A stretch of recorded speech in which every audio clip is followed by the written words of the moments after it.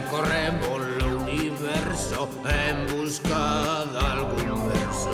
Nos libros a imaginación atópase a cachón.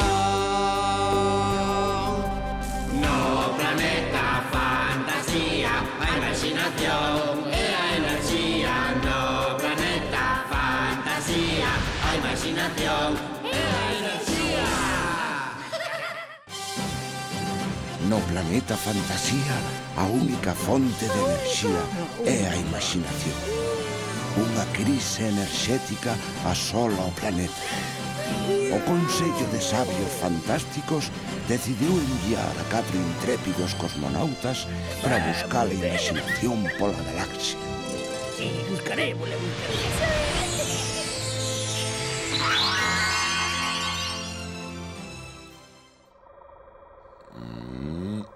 Bo día, Fioncho. Sabes onde está Gagá? Quedaría dormindo no seu cuarto. Xa mirei ali e non o encontrei. Pois eu levo un anaco traballando aquí e non o vin, ó. É extraño. Tamén falta o colchón onde dorme o comandante. Hola, bo día. Bo día. Gagá, onde andabas? Levo un bo anaco buscándote.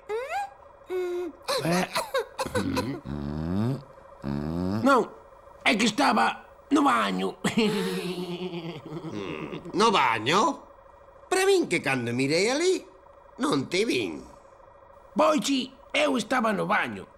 Ademais contesteiche e marchaches dali sin dicirme nada. Nin te vin, nin te escoitei. Que extraño. E onte? E antonte? Deixémonos de lerias e poñámonos a traballar, que ainda temos moita enerxía que enviar ao planeta fantasía. Para min que estes dous teñen algo entre eles.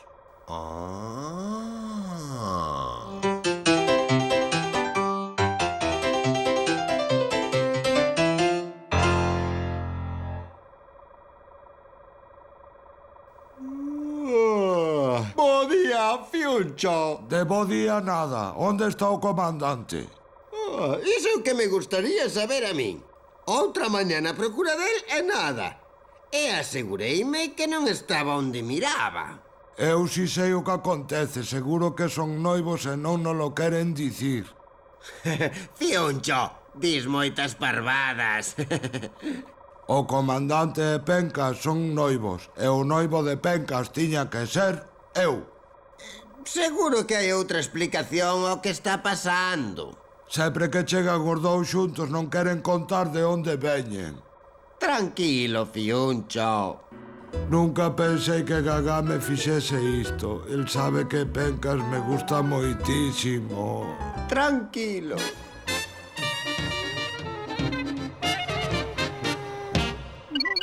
Alto aí. Queredesme explicar que está pasando aquí? Pencas. O que pasa é que teño medo polas noites e non podo dormir só no meu cuarto.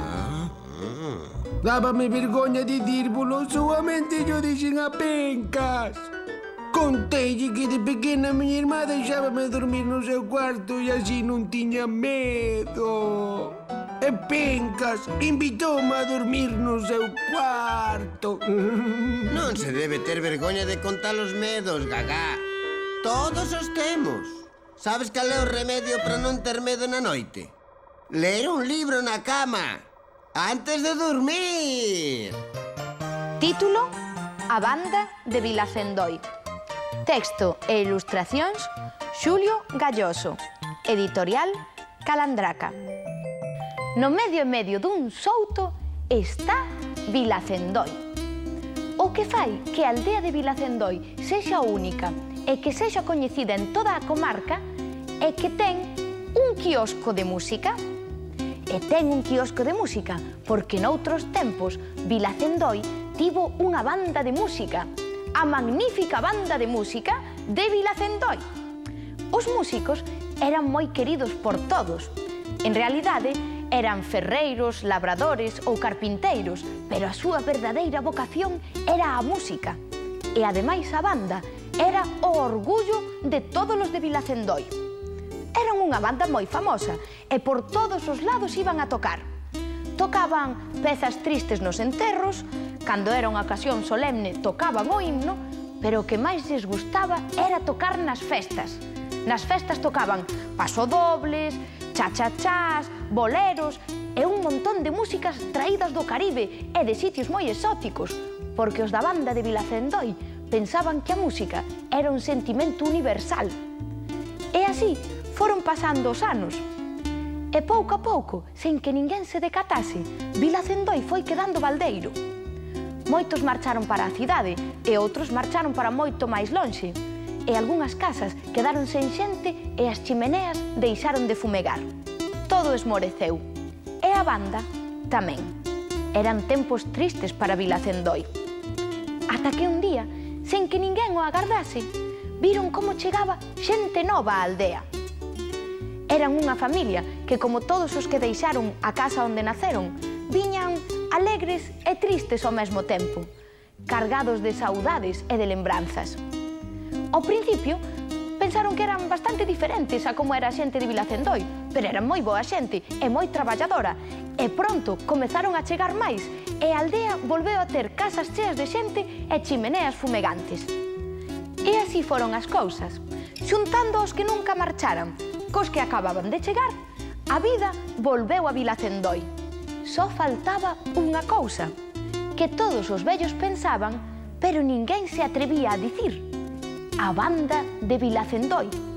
Ata que unha tarde, o máis pequeno dos recén chegados a Vilacendoi cruzou o rueiro tocando un tambor, e a vocé que o facía ben. E nese mesmo momento, o vello máis vello de Vilacendoi pensou para sí que tal vez algún día podería ver tocar a nova banda de Vilacendoi.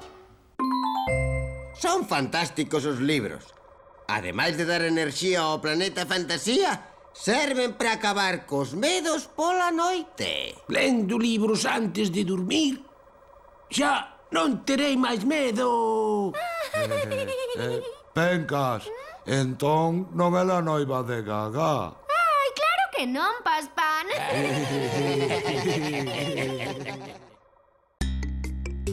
A imaginación hai que usar para aventuras poder inventar. Se usa a tua imaginación, os xogos terán máis diversión. A imaginación hai que usar para os colegas do cole namorar.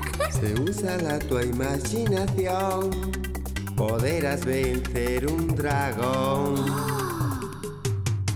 A imaginación hai que usar para aventuras poder inventar. Se usa a tua imaginación, os xogos terán máis diversión. Para ser un marillo e navegar, a imaginación hai que usar. Se usas a tua imaginación, podrás ser piloto de aviación. A Imaginación hai que usar para aventuras poder inventar. Se usas a tua imaginación, os xogos terán máis diversión.